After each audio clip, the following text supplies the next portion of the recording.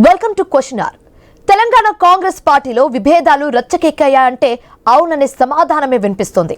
MLA Komatireddy Rajagopal Reddy మరోసారి అధిష్టానంపై ధిక్కర స్వరం వినిపిస్తున్నారు.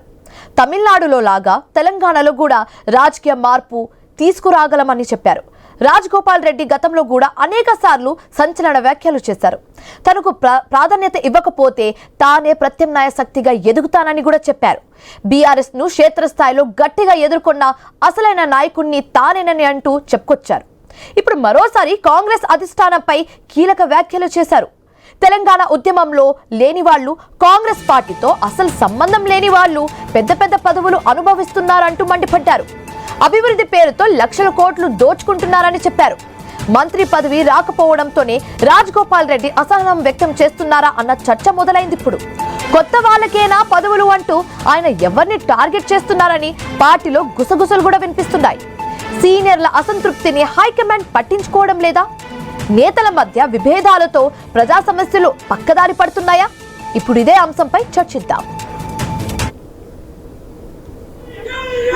అధికారాన్ని అడ్డం పెట్టుకొని అభివృద్ధి పేరు మీద లక్షల కోట్లు దోసుకుంటున్న వాళ్ళు ఎమ్మడి పడతాం. దోపిడికి వ్యతిరేకంగా పోరాటం చేస్తాం. మేము నిజాయితీ పరులం అని చెప్పేసి మా సహనాన్ని, మా ఓపికని చేతగానితనంగా భావించొద్దు. అవసరం వచ్చినప్పుడు విద్యార్థుల కోసం, నిరుద్యోగుల కోసం, యువకుల కోసం, రైతుల కోసం, పేదల కోసం, మా అక్క చెల్లెల కోసం అవినీతికి వ్యతిరేకంగా పోరాటం చేసి యుద్ధం చేస్తాం. భయపడేది లేదు. ఈ తెలంగాణ ఉద్యమానికి సంబంధం లేనోళ్ళు, కాంగ్రెస్ పార్టీకి సంబంధం లేనోళ్ళు వచ్చి పెద్ద పదవులలో ఉంటే నాకు కూడా బాధ అనిపిస్తుంది అప్పుడప్పుడు.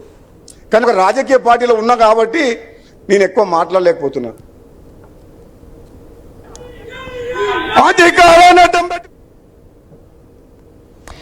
ఇదే అంశానికి సంబంధించి కంప్లీట్ అనాలిసిస్ మా కొలీగ్ హిమబిందు అందిస్తారు న్యూస్ రూమ్ నుంచి. హిమబిందు, తెలంగాణ కాంగ్రెస్ పార్టీలో విభేదాలు రచ్చకెక్కాయా అంటే అవుననే సమాధానమే వినిపిస్తుంది.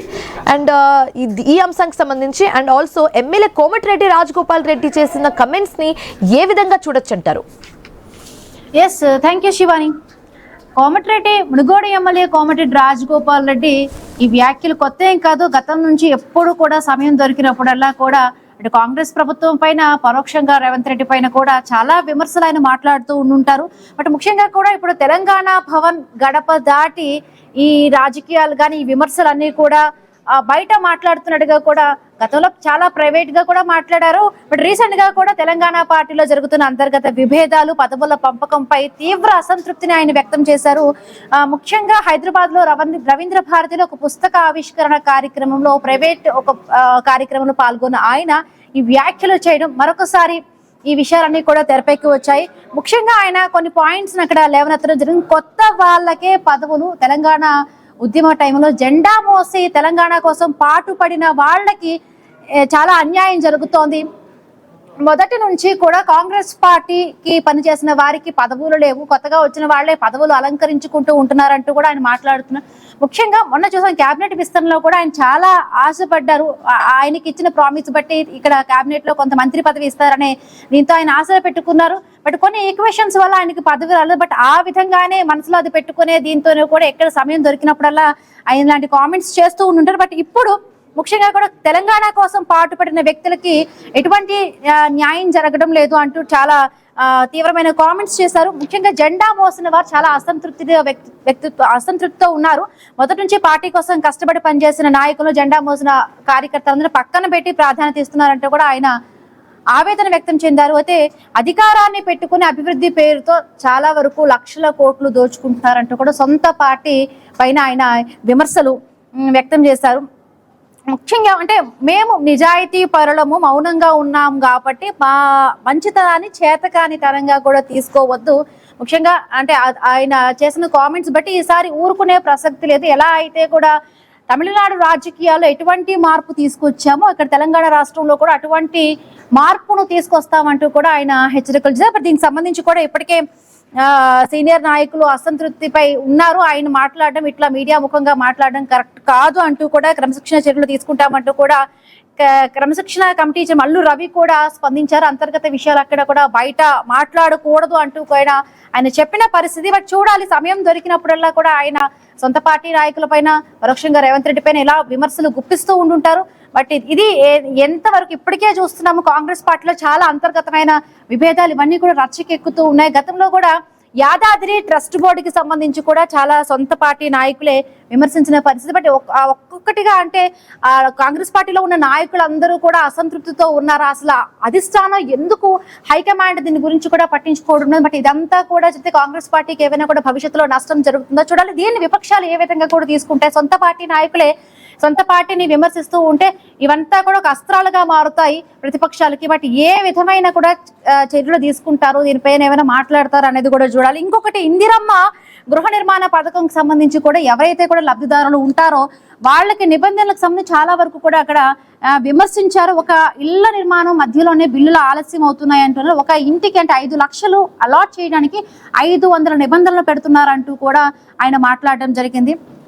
ముఖ్యంగా అంటే ఆయన క్యాబినెట్ విస్తరణ సమయంలో ఆయనకు పదవి రాలేదని ఈ విధంగా మాట్లాడుతున్నారా, లేకపోతే నిజంగానే కూడా అసలు కాంగ్రెస్ పార్టీలో అర్హులైన వాళ్ళకి, లబ్ధిదారులకి నిజంగా కూడా సంక్షేమ పథకాలు ఏవి అందడం లేదా అనేది కూడా మాట్లాడాలి, తెలుసుకోవాలి. సో ఒక రాజకీయ హెచ్చరిక మాత్రం చేసినట్టుగా అర్థమవుతోంది. నన్ను తక్కువగా అంచనా వేయద్దు. తమిళనాడు తరహాలో ఏ విధమైన రాజకీయ మార్పు వచ్చిందో ఇక్కడ కూడా తెలంగాణ రాష్ట్రంలో కూడా అటువంటి రాజకీయ మార్పు తేగల శక్తి నాకు ఉందంటూ కూడా ఆయన కామెంట్స్ చేశారు. గతంలో మునుగోడు ఎన్నికల సమయంలో కూడా బీఆర్ఎస్ పార్టీ నాకు వ్యతిరేకంగా పనిచేయడానికి 100 మంది ఎమ్మెల్యేలను కూడా దింపినా కూడా నేను అవన్నీ కూడా తట్టుకొని నిలబడగలిగాను అంటూ కూడా ఆయన రాజకీయ ప్రస్థానాన్ని ఒకసారి గుర్తు చేసుకున్నారు. రైట్, మాట్లాడదాము.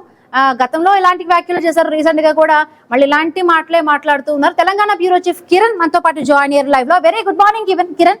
సో ఎట్లా అర్థం చేసుకోవాలి, కేబినెట్ విస్తరణ సమయంలో కూడా అంటే మొదటి నుంచి ఆయన పార్టీలోకి వస్తే ఒక పదవి ఇస్తారని దీంతో కూడా ప్రామిస్ చేశారు. బట్ కొన్ని ఈక్వేషన్స్ వల్ల ఆయనకి ఇవ్వలేదు. బట్ దీన్ని ఉద్దేశించుకుంటేనే ఆయన తరచూ ఇలాగా విమర్శలు చేస్తున్నారో అనుకోవాలా?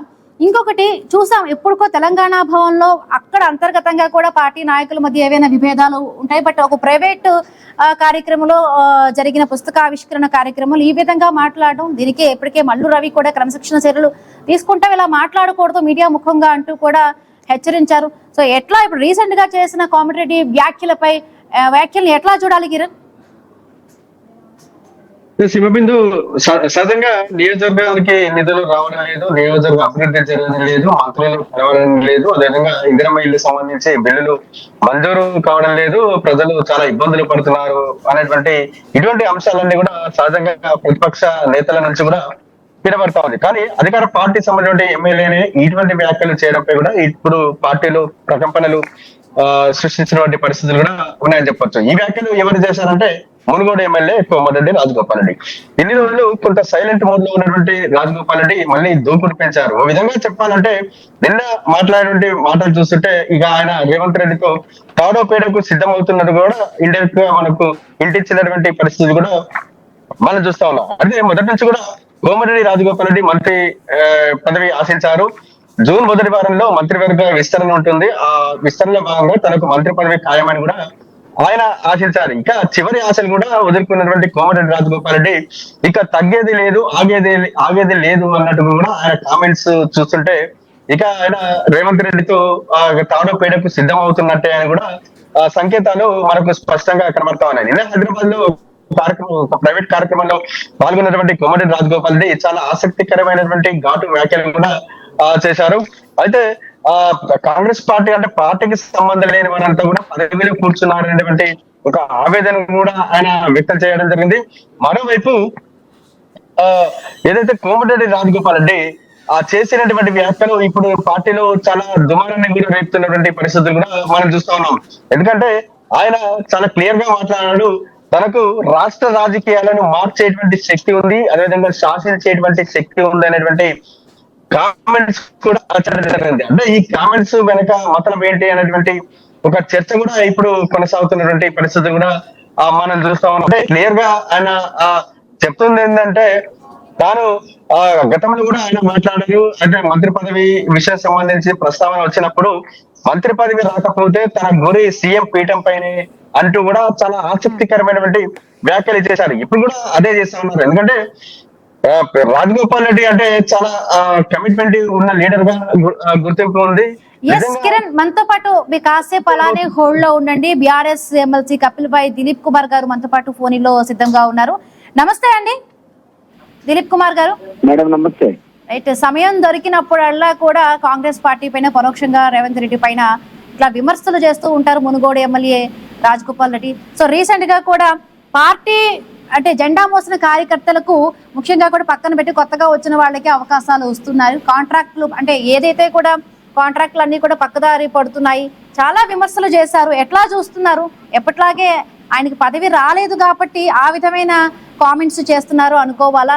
ముఖ్యంగా ఇంకొక కామెంట్స్ కూడా చేశారు. ఎవరైతే కూడా లబ్ధిదారులు ఉంటారో సంక్షేమ పథకాలకి సంబంధించి కూడా చాలా వరకు కూడా ఒక 5 లక్షల రూపాయలు అలాట్ చేయాలంటే 500 నిబంధనలు పెడుతున్నారు అంటున్నారు. సో ఎట్లా చూస్తున్నారు రాజగోపాల్ రెడ్డి వ్యాఖ్యను? ఆయన వ్యక్తిగతంగా ఆయనకు రాలేదు కాబట్టి అట్లానే ఉన్నాయి అనుకోవాలా? నిజంగానే కాంగ్రెస్ పార్టీలో కొత్తగా వచ్చిన వాళ్ళకే కొంత అధికారాలు ఇస్తున్న, పాతగా కష్టపడి పనిచేసిన వాళ్ళకి అన్యాయం జరుగుతోందంటారా? ఇప్పుడు రాజగోపాల్ గారు నిజాయితీ పరుడు. ఆయన మీద ఎటువంటి మచ్చలు కూడా లేవు, అవినీతి ఆరోపణలు లేవు. సో ఆయన కాన్స్టిట్యున్సీలో అవసరమైతే ఖర్చు పెడతాడు తప్ప ఏ రోజు కూడా ప్రభుత్వ డబ్బు ఆశించిన వ్యక్తి కాడు. కాబట్టి అతను మాట్లాడిన మాటలకు చాలా క్రెడిబిలిటీ ఉంటుంది. ఎవరో కరప్ట్ విధంగా పదవి రానోడు ఆయన పెద్ద పదవులు కేర్ చేస్తాడని నేను అనుకోను. ఎందుకంటే నాకు చాలా సన్నిహిత మిత్రుడైన చీఫ్ ఎలక్షన్ ఏజెంట్ గా 2 సార్లు పనిచేశాను కాన్స్టిట్యున్సీ ఎలక్షన్స్ లో. సో ఆయన కార్యకర్తలు తెలుసు, ఆయన మొత్తం ఫ్యామిలీ తెలుసు, ఆయన చరిత్ర తెలుసు. సో కాంగ్రెస్ కూడా ఒక విషయం ఏంటంటే అన్ఫార్చునేట్లీ ఆయన పార్టీలోకి బీజేపీ నుంచి ఆహ్వానించిన సందర్భంలో రాహుల్ గాంధీ గారు చెప్పాడు ఆయనకి, నేను ఈసారి కనుక మేము అధికారంలోకి వస్తున్నాం, నేను మంత్రిని చేస్తున్నా అని చెప్పాడు. రాహుల్ గాంధీ చెప్పిన మాట కూడా ఆచరణలోకి 3 ఏళ్ల తర్వాత రాకపోతే ఏమొస్తుంది చెప్పండి, ఎవరైనా వాళ్ళు స్ట్రైట్ అవుతారు. తర్వాత ఈయన కాస్త అడిగి ఇంట్లో పడుకున్న సందర్భంలో కూడా మన ఈ భువనగిరి ఎంపీ ఎలక్షన్స్ వచ్చాయి. టీఏఆర్ ఇంటికి పోయి స్వయంగా మీరు చామర కిరణ్ కుమార్ రెడ్డి గెలిపించాలి, గెలిపిస్తే మంత్రి పదవి వచ్చేటువంటి అవకాశం ఉంటుంది మీకు అని మళ్ళా చెప్పాడు. అది ఫెయిల్ అయింది. న్యాచురల్ గా ఫ్రస్ట్రేషన్ లో ఒక్కొక్కసారి ఆయన మాట్లాడతాడు, కానీ ఆయన మాట్లాడుతున్న వాస్తవాలు. ఫర్ ఎగ్జాంపుల్ నేను అన్నారు కదా ఆయన అన్న విషయంలో 44 మంది చైర్మన్లు పెట్టారు. నేను కూడా చూసా, నాకు అందులో 80% ఎవరో తెలియదు కూడా లేదు. తెలంగాణ ఉద్యమంలో నేను వాళ్ళని చూడలేదు, చరిత్రహీనులు అట్లాంటి వాళ్ళు పెట్టచ్చా? ఆయన చెప్పింది కూడా ఒక పాయింట్ కదా. కాంగ్రెస్ లో సీనియర్ కార్యకర్తలు నీకు మొదటి నుంచి పార్టీని నమ్ముకొని ఉన్న వాళ్ళు అక్కడ ఉంటే వాళ్ళు కాదని నిన్న మొన్న వచ్చిన పైరవికారులను, ఉద్యమకారులను, డబ్బులు ఇచ్చేవాళ్ళను వీళ్ళని తీసుకొచ్చి వండి మాగాదులను, సంతులు మోసే వాళ్ళని పట్టుకొచ్చి పెడతారని ఆయన చెప్పింది కరెక్ట్. అది అట్లాంటి వాళ్ళకి పదవులు ఇస్తే అసలైనటువంటి కార్యకర్తలకు బాధ అనిపిస్తుంది. అంటే దిలీప్ కుమార్ గారు మీకు వ్యక్తిగతంగా కూడా రాజగోపాల్ రెడ్డితో వ్యక్తిగతమైన సన్నిహిత సంబంధాలు ఉన్నాయి. బట్ అంటే ఇప్పుడు రాహుల్ గాంధీ గారు ఆ రోజు పార్టీలోకి ఆహ్వానించి కూడా డెఫినెట్ గా ఒక పదవి ఇస్తామని చెప్పి ప్రామిస్ చేసిన నేపథ్యంలో ఏ శక్తులు ఇక్కడ అడ్డుకుంటున్నాయి? ఎందుకంటే హైకమాండ్ వాళ్ళు నిర్ణయించిన దాన్ని బట్టి కూడా ఇక్కడ పదవుల క్యాబినెట్ విస్తరణ అంతా కూడా జరుగుతుంది. మొన్న కూడా చాలా వరకు మీడియాలో కూడా కథనాలు వచ్చాయి. జూన్ ఫస్ట్ వీక్ లో కూడా క్యాబినెట్ విస్తరణ మొత్తంగా జరుగుతుంది అన్నారు. బట్ ఆల్ ఆఫ్ సడన్ ఏం జరిగిందో తెలియదు. కానీ అందరినీ పక్కన పెట్టిన పరిస్థితి, అంటే ఉన్నవి 2 భర్తలు అయినా కూడా ఆశావహుల సంఖ్య ఒకటి ఉండిపోవడం. ముఖ్యంగా ప్రామిస్ చేసింది వాళ్లే. మీరు అన్నట్టు కూడా ఆయన ఆగ్రహంలో కూడా తప్పు లేదు అన్న, బట్ ఆయనకు పదవి రాకుండా ఆపుతున్న శక్తులు ఏమంటారు? సీఎంఏ ఆపుతున్నాడు, ఇంకో శక్తి అవుతుంది కదా. మాత్రం చెప్పేది ఒకటి, చేసేది ఒకటి. ఈయనకు కూడా ఎందుకంటే వెంకటరెడ్డి గారు ఆల్రెడీ బ్రదర్ ఒకటి మంత్రిగా ఉన్నాడు కాబట్టి ఇద్దరికి అన్నదమ్ములకు ఎట్లిస్తాం అనే క్లాస్ ముందు పెట్టి అందరిని డిలే చేస్తున్నాడు. రేత రాహుల్ గాంధీ ఆయన ప్లెయిన్ హార్టెడ్ ఫెలో.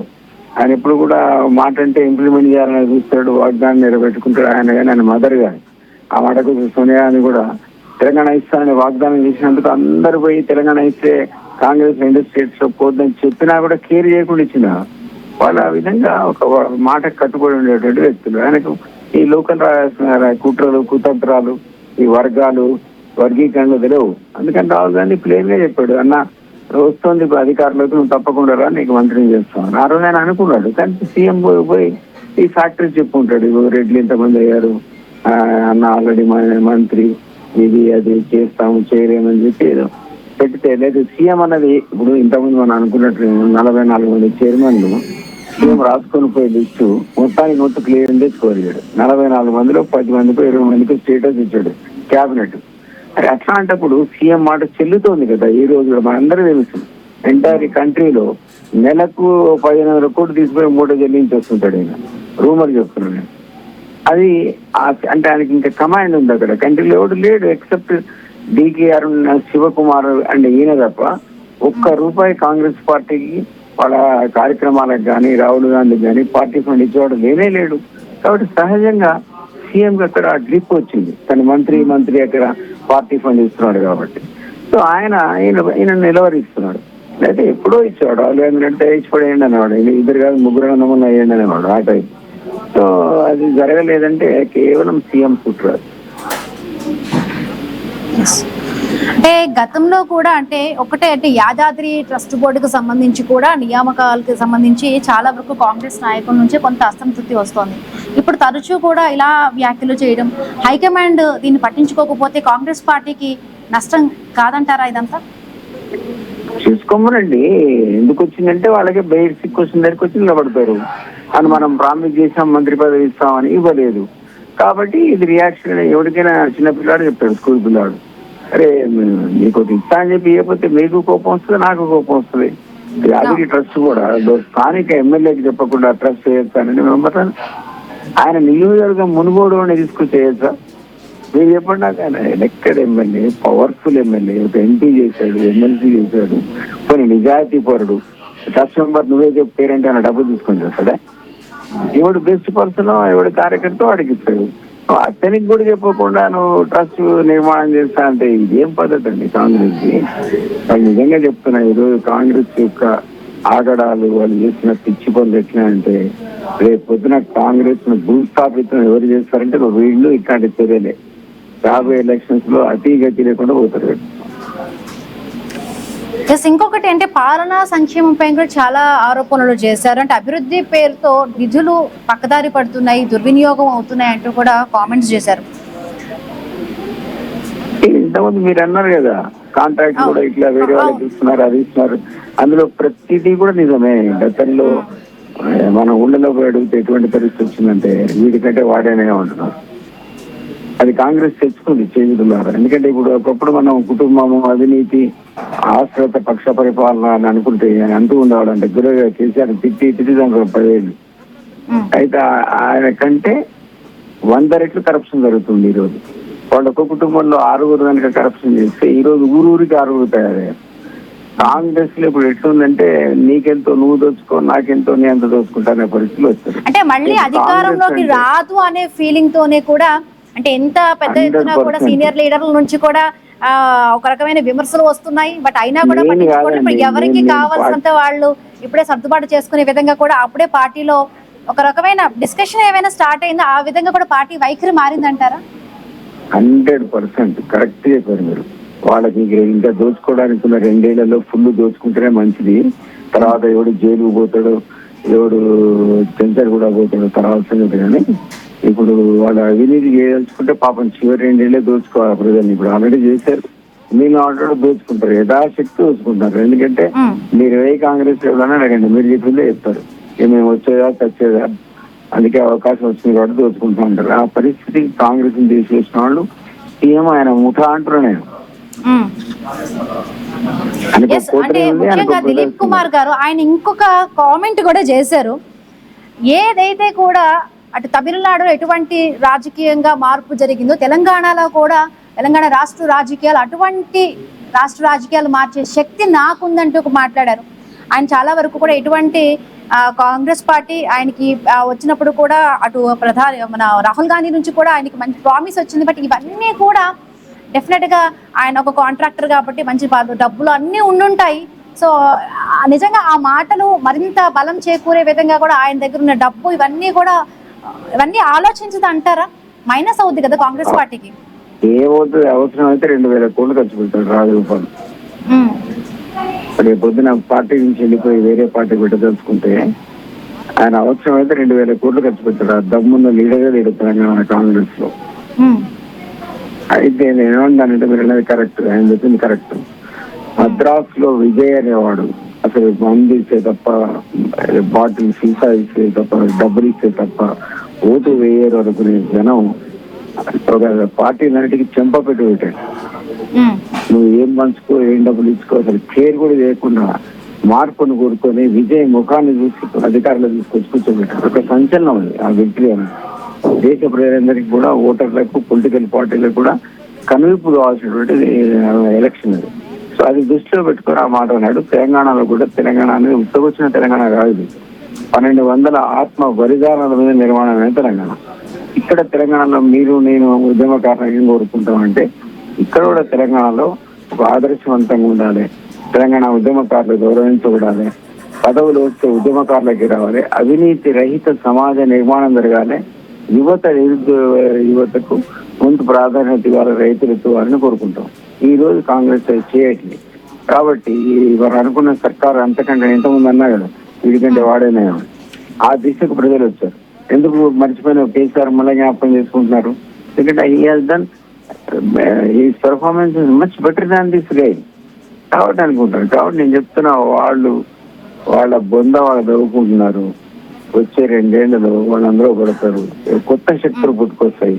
అది రాజగోపాల్ కావచ్చు, మరో వ్యక్తి కావచ్చు, ఇంకో సంచలనం కావచ్చు, ఏదైనా ఆ దిశగా దిలీప్ కుమార్ గారు అంటే మీరు సన్నిహితంగా ఉంటారు. ఇందాకన్నా 2000 కోట్ల వరకు కూడా ఖర్చు పెట్టగల శక్తి సామర్థ్యాలు ఆయనకు ఉన్నాయన్నారు. చాలా వరకు అటు కాంగ్రెస్ పార్టీలో కానీ, ఆయన మళ్ళీ అంటే బీజేపీ పార్టీలో చాలా వరకు కూడా అసంతృప్త నాయకులు ఉంటారు. వాళ్ళకి అనుకున్నంత పదవులు రానప్పుడు కూడా కొత్త రాజకీయ పార్టీ అట్లా డబ్బు ఉన్నప్పుడు డెఫినెట్ గా కూడా పెట్టే ఛాన్సెస్ ఉంటాయి. ఇలా చాలా వరకు కూడా అసంతృప్త నాయకులందరినీ కూడా కూడ తీసుకొని లేకపోతే వేరొక పార్టీలోకి వెళ్లే ఉద్దేశం అయినా కూడా ఆయనకు ఉందంటారా? ఏ పార్టీకి ఇప్పుడు పోతాడని నేను అనుకోను. ఆయనకు ఆయన మళ్ళీ ఆయన గుర్తించి గౌరవిస్తారు లేదా నాకు తెలియదు. నేను అన్నట్టు ఇంకా 2 భర్తలు 1 భర్త మిగిలితే క్యాబినెట్ రియామ్ చేసుకోవాలా, షఫిల్ చేసుకోవాలా, నటు మార్చుకుంటూ కాంబినేషన్స్ చూసుకోవాలా, చూసుకొని సాటిస్ఫై చేసే దాంట్లో వాగ్దానం ఎవరికి ఇచ్చావు నెరవేరిస్తే ఇట్లాంటి ప్రమాదాలు కొన్ని జరగవు. సపోజ్ ఈ జరగకపోతే నేను అనేది ఆయన పొలిటికల్ పార్టీ పెట్టాడని అనుకుంటున్నాను. నేనైతే ఇంకో పార్టీకి ఆయనకు ఒప్పుకుందని అనుకోను. ఆల్రెడీ బీజేపీ పోయి వచ్చాడు, కాంగ్రెస్ లో ఈరోజు అసంతృప్తిగా ఉన్నాడు. ఆయన ఏమన్నా పార్టీలు వాడతాడని అనుకోను. ఆ మాట అన్నాడంటే సొంతంగా తన ఏదైనా పార్టీ పెట్టి ఇంతకుముందు మీరు అనేది తెలంగాణలో సమాజం కోరుకున్న మార్పు దిశగా పనిచేస్తాడేమో అనుకుంటున్నా. అది చేస్తే right. Thank you so much అండి కపిల్ భాయ్, దిలీప్ కుమార్ గారు డిబేట్ లోకి డ్రైవ్ లోకి పాల్గొన్నందుకు.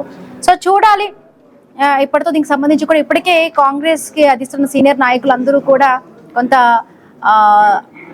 ధిక్కార స్వరం వినిపిస్తున్న నేపథ్యంలో కూడా ఇప్పటికే నష్ట నివారణ చర్యలు కాంగ్రెస్ హైకమాండ్ ఏమైనా చేపడుతుందో లేదో అనేది చూడాలి. పార్టీకి నష్టం కాకుండా జాగ్రత్తలు తీసుకుంటే బాగుంటుంది అంటూ కూడా విశ్లేషకులు చెప్తున్న మాట ఇది. ఇవాల్టి క్వశ్చన్ అవర్. మరొక క్వశ్చన్ అవర్తో మళ్ళీ మీ ముందుంటాం. Keep watching iNews. మీతోనే